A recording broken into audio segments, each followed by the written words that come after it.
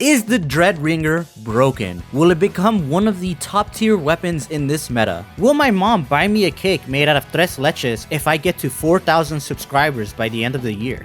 Well, I think we all know the answer to one of these questions. And that's welcome back to the channel, y'all. My name is Gus. I'm a competitive bucket player. Make sure to subscribe and like this video so I can get a delicious cake in a few months. So I finally got my hands on playing Dread Wringer yesterday, and it was an experience. I played for about 2 hours, and I have a lot of thoughts on this weapon. So without wasting any more time, let's get right to it.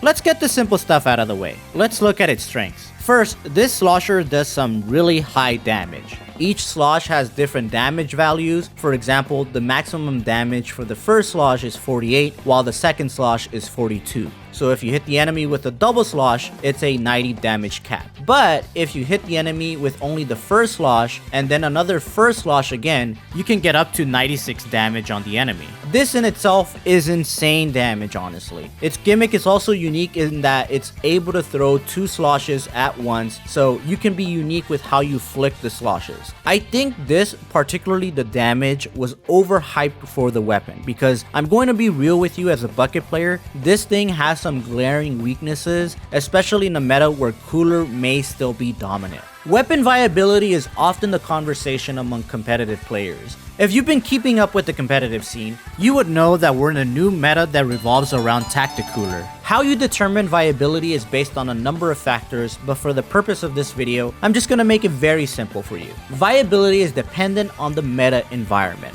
A weapon can be quote-unquote good, but unless it's able to compete with consistently strong weapons, its viability in the meta may be questionable. Take the Splatoon Wiper as an example. It's arguably one of the best main weapons in the game. However, its viability in a cooler meta is questionable. Even high-level players like Xenith have talked about how difficult it is to play Wiper in this meta. I had a pretty long conversation with Xenith on my podcast talking about Wiper's place in the meta. If you'd like to hear his thoughts on the matter, check out the episode, the link is in the description below. But in a nutshell, a lot of Wiper's wavering viability has to do with Wiper doing all this extensive work to get a kill only to be invalidated because the opponent had cooler and they respawn quickly. They tend to die a lot and other weapons can do its job better while having the cooler effect on.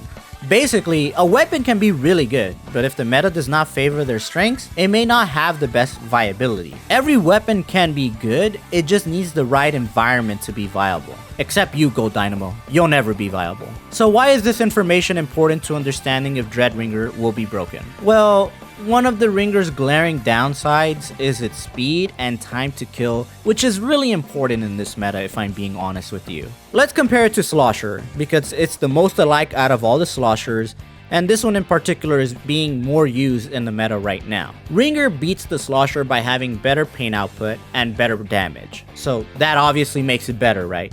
Not necessarily.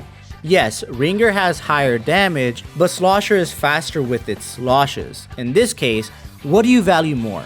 The damage or the time to kill? In a meta where people are zooming in and out due to Tacticooler, you want to have a weapon that is able to consistently kill in time. Wringer does not really have that as a main weapon. It would largely rely a lot on the team composition revolving around chip damage. The meta is still fluctuating, but if you look at some common picks, you notice some common patterns. Shot, Zap, Ballpoint, Slosher is your basic team composition now. Why? Because they're able to consistently do what they're attempting to do. Squeezer, Pencil, Knot, same thing. Unique picks that can be consistent in playing with and around cooler. Wringer, I honestly don't know if it can be consistent. It's one of the reasons why Blob and Explo have been outside of the meta for so long. They're slow and can be unreliable in fighting against cooler. Why do you think Machine lost its status as a top 3 weapon? Because it received a frame nerf that made it slower, and because now it's fighting against weapons that can just rush it down, which is exacerbated by cooler effects giving them that speed boost. It's still good, don't get me wrong, but you're probably catching on to the theme of weapons that are viable right now. It's basically how quick can they play and can they play around cooler. And then we move on to the kit. It's not the best in the world for the first Wringer kit, and honestly, I think it's fine. It's the first one, so we at least have one more we could rely on in the future. Suction does good damage, and Resplitter is great at forcing entry into areas. It's slow and fast in a way. Overall, after hearing all of this, is Wringer broken? Honestly, no. However, if you know anything about the Sloshers, you will know that every single bucket is notoriously known for being incredibly broken at one point in their lifespan. Slosher in Splatoon 1 was a menace with his burst bomb and damage up combos. Never again was a Slosher given a burst bomb as a sub. Tri-Slosher in Splatoon 2 had a whole meta revolve around it, where 3 Tri-Sloshers would be played because of its insane range and special output. The weapon saw drastic nerfs in just a few patches after. Even Blob and Explo in Splatoon 2 had their moments in the spotlight, with Blob having incredible niches on Rainmaker because of its pain output and object damage to the Rainmaker shield, only for it to receive a bunch of nerfs in just one patch. Explo was a monster when it came out, as it trapped people from a distance with its lob shots, and it resulted in the weapon getting gutted with ink consumption nerfs and damage radius nerfs. And in Splatoon 3, well, I have a feeling you know what happened to Sloshing Machine that came with Fizzy Bomb and Booyah Bomb. All it takes is one kit to make or break a weapon.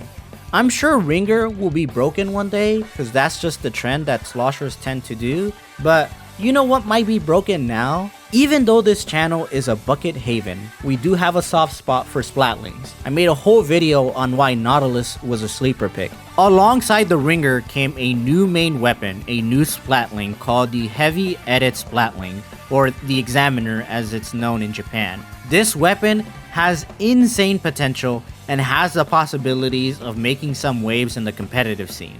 But I'll save that conversation for another day. Until next time, y'all, thanks for watching.